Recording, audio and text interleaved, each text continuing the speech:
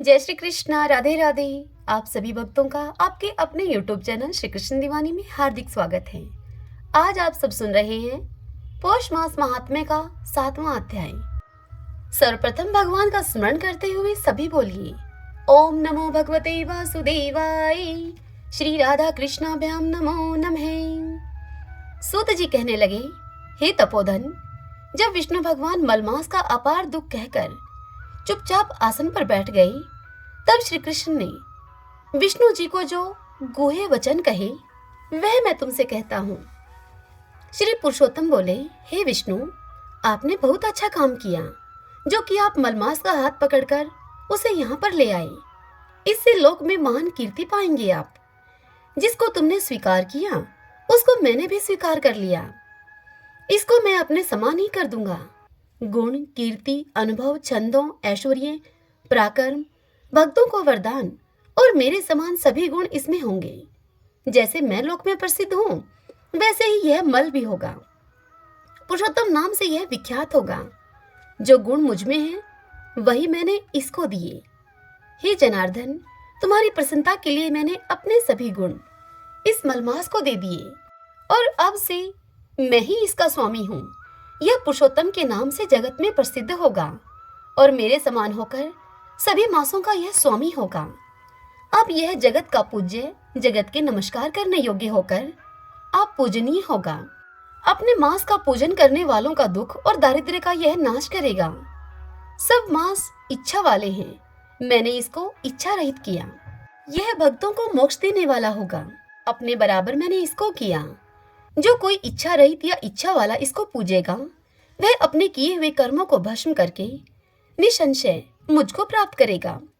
ये गरुड़ ध्वज, महाभाग्यशाली यति तथा ब्रह्मचारी महात्मा निराहारी रहकर भी मेरे स्थान को प्राप्त नहीं होते हैं, किंतु पुरुषोत्तम मास का सेवन करने वाले भक्त, इसका पूजन करने वाले भगत इस मास भर में जन्म मृत्यु से रहित होकर बिना श्रम के ही हरि के पद को पा सकते हैं। सब साधनों में श्रेष्ठ, सब काम और अर्थ को देने वाला यह पुरुषोत्तम मास सेवन करने योग्य है। जैसे हल से बोए हुए बीज करोड़ों गुना बढ़ते हैं, वैसे ही पुरुषोत्तम मास में किया हुआ पुण्य कोटि गुना बढ़ता है।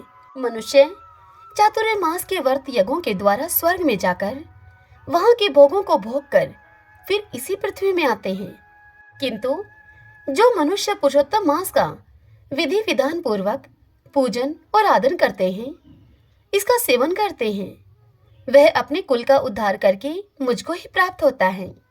जो महाअज्ञानी मनुष्य इस मास में जप दान आदि नहीं करते और अच्छे कर्म नहीं करते, देव, तीर्थ तथा ब्राह्मण से वैर करते हैं, वे दुष्ट भाग्य वाले दूसरों के भाग्य पर जीने वाले हैं। उनको खरगोश के सींग के समान स्वप्न में भी सुख नहीं होगा। जो मूढ़ मनुष्य मेरे प्रिय मलमास का तिरस्कार करेंगे और जो धर्म का आचरण नहीं करेंगे इस मास में, वे सदैव नरक के गामी होंगे। जो मनुष्य पुरुषोत्तम मास के निमित्त 3 वर्ष में एक बार धर्म का आचरण नहीं करते, वह कुंभी पाक आदि नरकों में पड़ते हैं। जो अज्ञानी पुरुष स्त्री, पुत्र, पौत्र आदि के बंधन में फंसा रहता है, वह अज्ञानी दुख रूपी दावानल में पड़ा रहता है।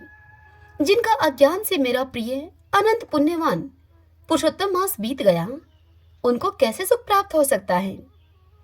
श्रेष्ठ भाग्यशाली जो स्त्रियां पुत्र सुख सौभाग्य के लिए पुरुषोत्तम मास में स्नान, दान और पूजन करेंगी, उनको मैं सौभाग्य, संपत्ति, सुख और पुत्र दूंगा। और जो मेरे इस मास को ऐसे ही व्यतीत कर देंगी, उनको मेरे प्रतिकूल और स्वामी से सुख नहीं होगा। भाई, पुत्र और धन का सुख तो उनको स्वप्न में भी नहीं प्राप्त होगा। अतः सब मनुष्यों को मेरे इस मास में स्नान, पूजा, जप आदि करना, विशेष करके अपनी शक्ति के अनुसार दान करना चाहिए। जिसने भक्ति और श्रद्धा से पुरुषोत्तम मास में मेरी पूजा की, वह धन तथा पुत्र का सुख भोग कर अंत में मेरे गोलोक में वास करेगा। अब मेरी आज्ञा से सभी मनुष्य मलमास को पूजेंगे। मैंने सब मासों में उत्तम इसको किया है। इसीलिए हे रमापते, तुम चिंता को छोड़कर पुरुषोत्तम मास को लेकर बैकुंठ को जाओ। इससे आगे की कथा कल हम अगले अध्याय में सुनेंगे।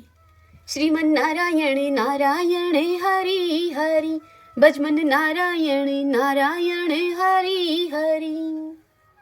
शौती कहते हैं शौनक जी से, हे शौनक जी, अश्विनी कुमार के द्वारा एक ब्राह्मणी के गर्भ से पुत्र की उत्पत्ति हुई। उससे उस ब्राह्मणी के पति ने पुत्र के सहित पत्नी का त्याग कर दिया। ब्राह्मणी दुखित होकर योग के द्वारा देह को त्याग कर गोदावरी नाम की नदी हो गई। सूर्यनंदन अश्विनी कुमार ने स्वयं उस पुत्र को यत्न पूर्वक चिकित्सा शास्त्र, नाना प्रकार के शिल्प और मंत्र पढ़ाए, किंतु वह ब्राह्मण निरंतर नक्षत्रों की गणना करने और वेतन लेने से वैदिक धर्म से भ्रष्ट होकर इस भूतल पर गणक हो गया। उस लोभी ब्राह्मण ने ग्रहण के समय तथा मृतकों के दान लेने के समय शूद्रों से भी अग्रदान ग्रहण किया था, इसीलिए अग्रदानी हुआ। एक पुरुष किसी ब्राह्मण के यज्ञ में यज्ञ कुंड से प्रकट हुआ, वह धर्म वक्ता सूत कहलाया। वही हम लोगों का पूर्व पुरुष माना गया है। कृपा निधान ब्रह्मा जी ने उसे पुराण पढ़ाया। इस प्रकार यज्ञ कुंड से उत्पन्न सूत पुराणों का वक्ता हुआ।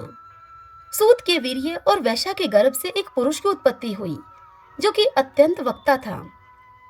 लोक में उसकी भट्ट अर्थात भाट संज्ञा हुई। वह सभी के लिए स्तुति पाठ करता है। यह मैंने भूतल पर जो जातियां हैं उनके निर्णय के विषय में कुछ बातें बतलाई हैं आपको। वर्ण शंकर दोष से और भी बहुत सी जातियां हो गई हैं। सूत नंदन शौती की इतनी बात को सुनकर ऋषि शौनक जी ने उनसे पूछा, हे महाभाग सूत नंदन, उस ब्राह्मण ने अपनी पत्नी का त्याग करके शेष जीवन में कौन कौन सा कार्य किया? अश्विनी कुमारों के नाम क्या हैं? वे दोनों किसके वंशज हैं? यह सुनकर शौती बोले कि हे ब्राह्मण, उन ब्राह्मण देवता का नाम सूतपा था। वे भारद्वाज कुल में उत्पन्न बहुत बड़े मुनि थे।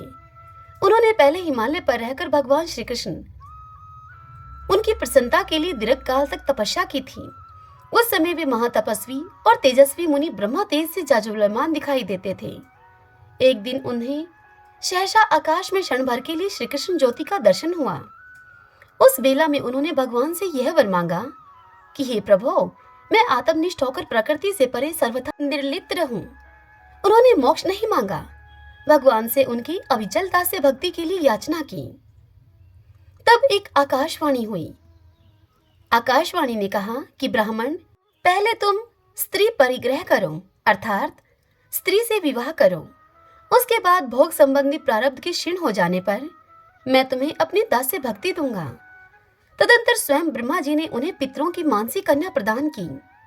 हे मुनिवर शौनक, उसके गर्भ से कल्याण मित्र नामक एक पुत्र का जन्म हुआ। उस बालक के स्मरण मात्र से किसी को अपने ऊपर वज्र या बिजली गिरने का भय नहीं रहता था। उतना ही नहीं, कल्याण मित्र के स्मरण से निश्चय ही उन बंधुजनों की भी प्राप्ति हो जाती है जिनका दर्शन असंभव होता है। तदंतर महामुनि सूतपा ने किसी कारणवश कल्याण मित्र की माता का परित्याग करके उसी समय सहसा पूर्व अपराध का स्मरण हो आने से सूर्यपुत्र अश्विनी कुमार को भी श्राप दिया। दीवाधम अर्थात तू अपने भाई के साथ यज्ञ भाग से वंचित और अपूज्य हो जा। तेरा अंग व्याधिग्रस्त और जड़ हो जाए। तू अकीर्तिमान अर्थात कलंक युक्त हो जा। यो कहकर सूतपा ब्राह्मण अपने पुत्र कल्याण मित्र के साथ घर को चले गए। तब सूर्य देवता दोनों अश्विनी कुमारों के साथ उनके निकट गए। हे शौनक जी, त्रिलोकीनाथ सूर्य ने अपने रोगग्रस्त पुत्रों के साथ मुनिवर सूतपा का दर्शन करके उनकी स्तुति करते हुए उनसे कहा। सूर्य स्तुति करते हुए बोले, भगवान, युग युग में प्रकट होने वाले विष्णु स्वरूप हे ब्राह्मण देवता, हे मुनीश्वर भारद्वाज, आप मेरे पुत्रों का अपराध क्षमा करें। ब्रह्मा, विष्णु तथा महेश्वर आदि सभी देवता सदा ब्राह्मण के ही दिए हुए फल, फूल और जल आदि का उपभोग करते हैं।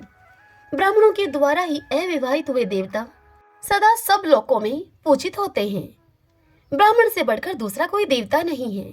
ब्राह्मण के रूप में साक्षात श्री हरि ही प्रकट होते हैं। ब्राह्मण के संतुष्ट होने पर साक्षात नारायण देव संतुष्ट होते हैं तथा नारायण देव के संतुष्ट होने पर संपूर्ण देवता संतुष्ट हो जाते हैं। गंगा जी के समान कोई तीर्थ नहीं है। भगवान श्री कृष्ण से बढ़कर कोई देवता नहीं है। शंकर जी से बड़ा वैष्णव नहीं है और पृथ्वी से बढ़कर कोई सहनशील नहीं है। सत्य से बड़ा कोई धर्म नहीं है। पार्वती जी से बढ़कर सती साध्वी कोई स्त्री नहीं है। दैव से बढ़कर कोई बलवान नहीं है। और पुत्र से अधिक दूसरा कोई प्रिय नहीं है। रोग के समान शत्रु नहीं, गुरु से बढ़कर पूजनीय नहीं, माता के तुल्य कोई बंधु नहीं और पिता से बढ़कर कोई दूसरा मित्र नहीं। सूर्य का यह वचन सुनकर भारद्वाज सुतपा मुनि ने उनको प्रणाम किया और अपनी तपस्या के फल से उनके दोनों पुत्रों को रोग मुक्त कर दिया। और फिर कहा, हे देवेश्वर, आगे चलकर आपके दोनों पुत्र यज्ञभाग के अधिकारी होंगे। सूर्यदेव से यो कहकर सुतपा मुनि ने भगवान सूर्य को प्रणाम किया और तपस्या के क्षीण होने के भय से भयभीत होकर श्री हरि की सेवा में मन को लगाकर गंगा तट को प्रस्थान किया। तत्पश्चात भगवान सूर्य दोनों पुत्रों के साथ अपने धाम को चले गए। विद्वान हो या विद्याहीन, जो ब्राह्मण प्रतिदिन संध्या वंदन करके पवित्र होता है, वही भगवान विष्णु के समान वंदनीय है। यदि वह भगवान से विमुख हो तो वह आदर का पात्र नहीं है। जो एकादशी को भोजन नहीं करता और प्रतिदिन श्री कृष्ण की आराधना करता है, उस ब्राह्मण का चरणोदक पाकर कोई भी स्थान निश्चय ही तीर्थ बन जाता है। जो नित्य प्रति भगवान को भोग लगाकर उनका उच्छिष्ट भोजन करता है तथा उनके नैवेद्य को मुख में ग्रहण करता है, वह इस भूतल पर परम पवित्र एवं जीवन मुक्त है। कुलीन द्विजों का जो अन्न जल भगवान विष्णु को अर्पित नहीं किया गया, वह मलमूत्र के समान है, ऐसा ब्रह्मा जी का कथन है। ब्रह्मा जी तथा उनके पुत्र सनकादिक सभी विष्णु परायण हैं। फिर उन्हीं के कुल में उत्पन्न हुआ ब्राह्मण श्री हरि से विमुख कैसे हो सकता है? माता पिता नाना आदि अथवा गुरु के संसर्ग दोष से भी जो ब्राह्मण श्री हरि से विमुख हो जाते हैं, वे जीते जी ही मुर्दे के समान हैं। वह कैसा गुरु है, कैसा पिता है, कैसा पुत्र है, कैसा मित्र है, कैसा राजा है तथा कैसा बंधु है, जो श्री हरि के भजन की बुद्धि, श्री हरि के भजन की सलाह नहीं देता, बुद्धि नहीं देता। हे विप्रवर, वैष्णव ब्राह्मण से वैष्णव चांडाल श्रेष्ठ है, क्योंकि वह वैष्णव चांडाल अपने बंधु गणों के सहित संसार बंधन से मुक्त हो जाता है और वह अवैष्णव ब्राह्मण नरक में पड़ता है। हे ब्राह्मण, जो प्रतिदिन संध्या वंदन नहीं करता अथवा भगवान विष्णु से विमुख रहता है, वह सदा अपवित्र माना गया है। जैसे विषहीन सर्प को सर्प आभास मात्र कहा गया है, ठीक उसी तरह से संध्या कर्म तथा भगवत भक्ति से हीन ब्राह्मण आभास मात्र है। वैष्णव पुरुष अपने कुल की करोड़ों तथा नाना आदि की सैकड़ों पीढ़ियों के साथ भगवान विष्णु के धाम में जाता है। वैष्णव जन सदा गोविंद के चरणारविंदों का ध्यान करते हैं और भगवान गोविंद सदा उन वैष्णवों के निकट रहकर उन्हीं का ध्यान किया करते हैं। भक्तों की रक्षा के लिए सुदर्शन चक्र को नियुक्त करके भी श्रीहरि निश्चिंत नहीं होते हैं, इसलिए स्वयं भी उनके पास मौजूद रहते हैं। हे शौनक जी, हंस, यति, अरणी, वोढ़ु, पंचशिख, अपांतरतमा तथा शनक आदि इन सबको छोड़कर अन्य सभी ब्रह्मा कुमार, जिनकी संख्या बहुत अधिक थी, सदा सांसारिक कार्यों में संलग्न होकर प्रजा की सृष्टि करके गुरुजनों की आज्ञा का पालन करने लगे। स्वयं प्रजापति ब्रह्मा अपने पुत्र नारद के श्राप से अपूज्य हो गए, इसीलिए विद्वान पुरुष ब्रह्मा जी के मंत्र की उपासना नहीं करते। नारद जी अपने पिता के श्राप से उपबर्हण नामक गंधर्व हो गए। उनके वृत्तांत का विस्तार पूर्वक वर्णन करता हूँ, उसे आप सुनिए। इन दिनों जो गंधर्व राज थे, वे सब गंधर्वों में श्रेष्ठ और महान थे, उच्च कोटि के ऐश्वर्य से संपन्न थे, परंतु किसी कारणवश पुत्र सुख से भी वंचित थे। एक समय गुरु की आज्ञा लेकर वे पुष्कर तीर्थ में गए और वहां पर उत्तम समाधि लगाकर भगवान शिव की प्रसन्नता के लिए तप करने लगे। उस समय उनके मन में बड़ी दीनता थी, वे दयनीय हो रहे थे। उस समय कृपा निधान वशिष्ठ मुनि ने गंधर्व राज को शिव के कवच, स्तोत्र और द्वादश अक्षर मंत्र का उपदेश दिया। दीर्घ काल तक निराहार रहकर उपासना एवं जप तप करने पर भगवान शिव ने उन्हें प्रत्यक्ष दर्शन दिए। नित्य तेज स्वरूप सनातन भगवान शिव तेज से जाजलवायमान होकर दशों दिशाओं को प्रकाशित कर रहे थे। उनके प्रसन्न मुख पर मंद हास्य की छटा छा रही थी। भक्तों पर अनुग्रह करने वाले वे भगवान तपोरूप हैं, तपस्या के बीज हैं, तप का फल देने वाले हैं और स्वयं ही तपस्या के फल हैं। शरण में आए हुए भक्त को वे समस्त संपत्तियां प्रदान करते हैं। उस समय वे दिगंबर वेश में वृषभ पर आरूढ़ थे। उन्होंने हाथों में त्रिशूल और पटिश ले रखे थे। उनकी अंग कांति शुद्ध शैफ्टिक के समान निर्मल थी। उनके 3 नेत्र थे और उन्होंने मस्तक पर चंद्रमा का मुकुट धारण कर रखा था। उनका जटाजूट तपाए हुए स्वर्ण की प्रभा को छीने लेता था। उनके कंठ में नील चिन्ह और उनके कंधे पर नाग का यज्ञोपवीत शोभा दे रहा था। सर्वज्ञ शिव सबके संहारक हैं। वे ही काल और मृत्युंजय हैं। वे परस्पर ग्रीष्म ऋतु की दोपहरी के करोड़ों सूर्यों के समान तेजस्वी थे। शांत स्वरूप शिव तत्व ज्ञान, मोक्ष और हरि भक्ति को प्रदान करने वाले हैं। उन्हें देखते ही गंधर्व ने शैषा दंड की भांति पृथ्वी पर पड़कर उनको प्रणाम किया और वशिष्ठ जी के दिए हुए स्तोत्र से उन परमेश्वर का सत्वन किया। तब कृपानिधान शिव उससे बोले, हे गंधर्वराज, तुम कोई वर मांगो। तब गंधर्व ने उनसे भगवान श्री हरि की भक्ति और परम वैष्णव पुत्र की प्राप्ति का वरदान मांगा। गंधर्व की बात को सुनकर दीनों के स्वामी दीन बंधु सनातन भगवान चंद्रशेखर हंसे और उस दीन सेवक से वे बोले, श्री महादेव जी ने गंधर्वराज से कहा, हे गंधर्वराज, तुमने जो एक वर हरि भक्ति को मांगा है उसी से तुम कृतार्थ होगे। दूसरा वर तो चबाए हुए को चबाना मात्र है। हे वत्स, जिसकी श्री हरि में सुदृढ़ एवं सर्व मंगलमय भक्ति है, वह खेल खेल में ही सब कुछ करने में समर्थ है। भगवत भगत पुरुष अपने कुल की और नाना के कुल की असंख्य पीढ़ियों का उद्धार करके निश्चय ही गोलोक में जाता है। करोड़ों जन्मों में उपार्जित त्रिविध पापों का नाश करके यह अवश्य ही पुण्य भोग तथा श्री हरि की सेवा का सौभाग्य पाता है। मनुष्यों को तभी तक पत्नी की इच्छा होती है, तभी तक पुत्र प्यारा लगता है, तभी तक ऐश्वर्य की प्राप्ति अभिष्ट होती है और तभी तक सुख दुख होते हैं, जब तक कि उनका मन श्री कृष्ण में नहीं लगता। श्री कृष्ण में मन लगते ही भक्ति रूपी दुर्लंघ्य खड़क मानवों के कर्म में वृक्षों का मूल उच्छेद कर डालता है। जिन पुण्य आत्माओं के पुत्र परम वैष्णव होते हैं, उनके वे पुत्र लीला पूर्वक कुल की बहुसंख्यक पीढ़ियों का उद्धार कर देते हैं। आहो, एक वर से ही कृतार्थ हुआ पुरुष यदि दूसरा वर चाहता है तो मुझे आश्चर्य होता है। दूसरे वर की क्या आवश्यकता है? लोगों को मंगल की प्राप्ति से तृप्ति नहीं होती है। हमारे पास वैष्णवों के लिए परम दुर्लभ धन संचित है। श्री कृष्ण की भक्ति एवं दास्य सुख हम लोग दूसरों को देने के लिए उत्सुक नहीं होते। हे वत्स, जो तुम्हारे मन में अभिष्ट हो ऐसा कोई दूसरा वरदान मांगो, अथवा इंद्रतव, अमृतत्व या दुर्लभ ब्रह्मा पद को प्राप्त करो। मैं तुम्हें संपूर्ण सिद्धियां, महान योग और मृत्युंजय आदि ज्ञान यह सब कुछ सुखपूर्वक दे दूंगा। किंतु यहाँ श्री हरि का दासत्व मांगने का आग्रह तुम छोड़ दो। तुम क्षमा करो। भगवान शंकर की ये बात सुनकर गंधर्वराज के कंठ, होठ और तालु सूख गए। वह अत्यंत दीन भाव से संपूर्ण संपत्तियों के दाता दीनेश्वर शिव से बोला। गंधर्व ने कहा भगवान शंकर से, हे प्रभु, जिसका ब्रह्मा जी की दृष्टि पड़ते ही पतन हो जाता है, वह ब्रह्मा पद स्वप्न के समान मिथ्या एवं क्षणभंगुर है। श्री कृष्ण भगत उसे नहीं पाना चाहता। हे शिव, इंद्रतव, अमृतव, सिद्धि योग आदि अथवा मृत्युंजय आदि ज्ञान की प्राप्ति भी श्री कृष्ण भगत को अभिष्ट नहीं होती। श्री हरि के सालोक्य, शास्त्री, सामीप्य और सायुज्य को तथा निर्वाण मोक्ष को भी वैष्णवजन नहीं लेना चाहते। भगवान की अविचल भक्ति तथा उनका परम दुर्लभ दास्य प्राप्त हो, यही सोते जागते हर समय भक्तों की इच्छा रहती है। अतः यही हमारे लिए श्रेष्ठ वर है।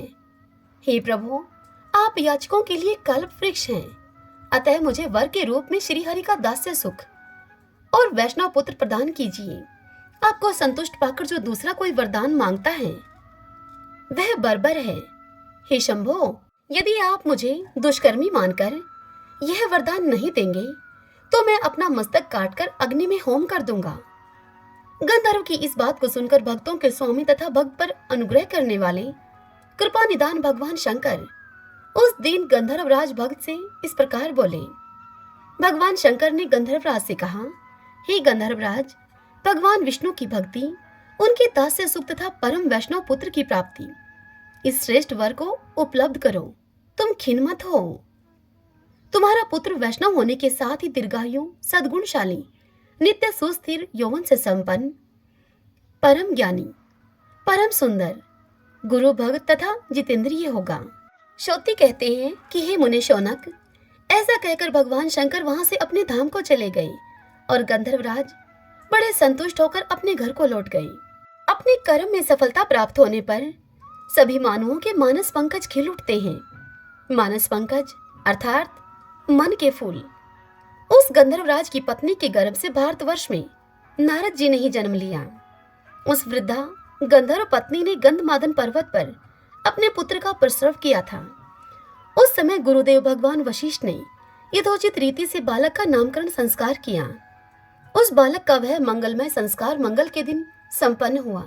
शब्द अधिक अर्थ का बोधक है और पुल्लिंग ब्रहण शब्द पूज्य अर्थ में प्रयुक्त होता है।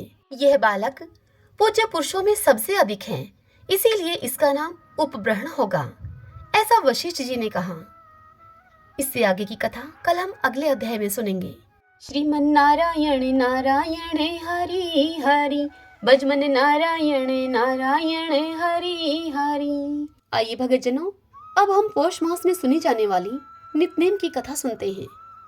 एक बार एक बूढ़ा बाबा घर से रोज कमाने के लिए निकलता तो उसके रास्ते में एक मंदिर पड़ता था, जहाँ पर बहुत सी औरतें बैठकर बाबा नित्यनेम की कहानी कहती थी। एक बार वह बूढ़ा उन औरतों से पूछता है कि तुम किसकी कहानी कहा करती हो। तब वे औरतें बोली कि बाबा, हम तो नित्यनेम की कहानी कह रहे हैं, आप भी यह कहानी सुन सकते हो। वार सोमवार, वार मंगलवार, वार बुधवार, वार बृहस्पतिवार, वार शुक्रवार, वार शनिवार, वार रविवार, पीछे आया सोमवार जो कि महादेव जी का वार है। 9 निधि 12 सिद्धि, बूढ़े बाबा तेरा आसरा, भरियो पीहर सासरा। धन के ढेर लग गए। बाबा तेरे भाग का हुआ है, मेरे भाग्य का होगा तो घर में ही हो जाएगा। बूढ़ा बाबा यह सुनकर अपने घर को गया तो बुढ़िया बोली कि कुछ कमा के लाए हो। तब वह बूढ़ा अपनी पत्नी से बोला, हाँ, बहुत कुछ कमा कर लाया हूँ। नित्यनेम का नियम लेकर आया हूँ, जगह जोत की रोटी लाया हूँ। तू एक लोटे में चावल और चीनी डालकर लेकर आ, हम नित्यनेम की कहानी कहेंगे। फिर दोनों ने नित्यनेम की कहानी कही और सुनी। वार सोमवार, वार मंगलवार, वार बुधवार, वार बृहस्पतिवार, वार शुक्रवार, वार शनिवार, वार रविवार, पीछे आया सोमवार जो कि महादेव जी का वार। 9 निधि 12 सिद्धि, बूढ़े बाबा तेरा आसरा, भरियो पीहर भरियो सासरा। अब बूढ़े के घर में भी धन हो गया। तब एक दिन बूढ़ा बोला अपनी पत्नी से कि हमारे घर में तो बहुत धन हो गया, मैं जाऊं और बेटी का भी पता लेकर आऊं। बूढ़ा अपनी बेटी के घर गया, उससे पूछा कि बेटी तू सुखी है या दुखी। तब बूढ़े की बेटी बोली कि मैं तो बहुत दुखी हूँ, कुछ खाने को हो तो खा लेते हैं, अगर नहीं हो तो मुंह पर पानी का हाथ फेरकर हम सो जाते हैं।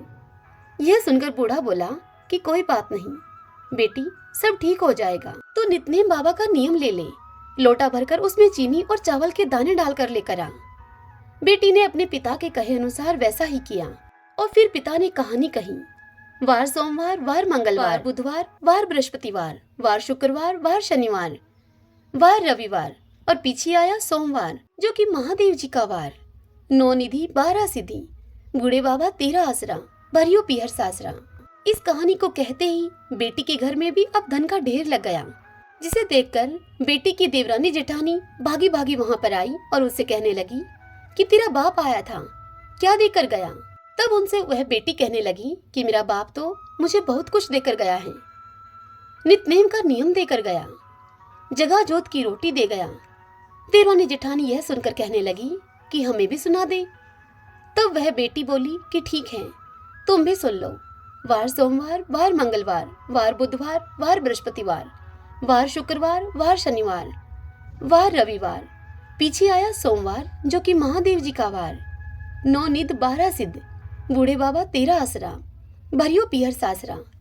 यह कहते ही अब धन के ढेर लग गए। हे नित्यनेम बाबा, जैसे आप बूढ़े बाबा के टूटे, उसकी बेटी के टूटे, ऐसे सभी के यहाँ टूटी हो। इस कहानी को कहने वाले, सुनने वाले और हुंकारा भरने वाले सभी के घर में धन के भंडार लग जाएं, ऐसी कृपा सभी पर करना। सभी बोले नित्यनेम बाबा की जय। इस कथा को नियम पूर्वक सुनिए, यह पौष का महीना है। इस कहानी को सुनने की विधि इस कथा में दी गई है। आइए अब हम भगवान श्री कृष्ण को प्रसन्न करने के लिए उनकी 16 कलाओं का वर्णन इस स्तुति पाठ मधुराष्टकम से करें। अधरम मधुरम वदनम मधुरम नयनम मधुरम हसितम मधुरम हृदयम मधुरम गमनम मधुरम मधुराधिपति रखिलम मधुरम मधुराधिपतिरखिलं मधुरं वचनं मधुरं चरितं मधुरं वसनं मधुरं वलितं मधुरं चलितं मधुरं भ्रमितं मधुरं मधुराधिपतिरखिलं मधुरम् मधुराधिपतिरखिलं मधुरं वेणु मधुरो रेणु मधुरः पाणि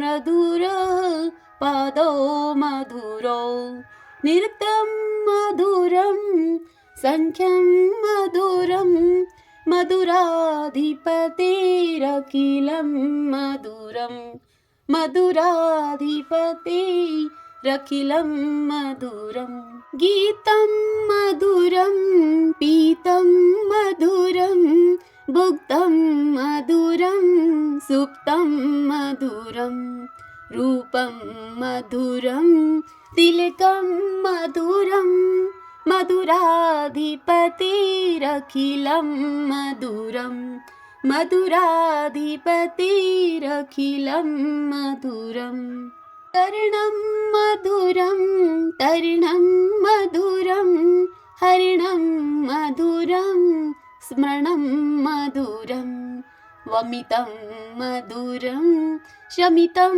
मधुरं मधुराधिपतिरखिलं मधुरं मधुराधिपतिरखिलं मधुरं गुञ्जा मधुरा माला मधुरा यमुना मधुरा वीची मधुरा सलिलं मधुरं कमलं मधुरं मधुराधिपतिरखिलं मधुरं मधुराधिपतिरखिलं मधुरं गोपी मधुरा लीला मधुरा युक्तं मधुरं मुक्तं मधुरं दृष्टं मधुरं शिष्टं मधुरं मधुराधिपतिरखिलं मधुरं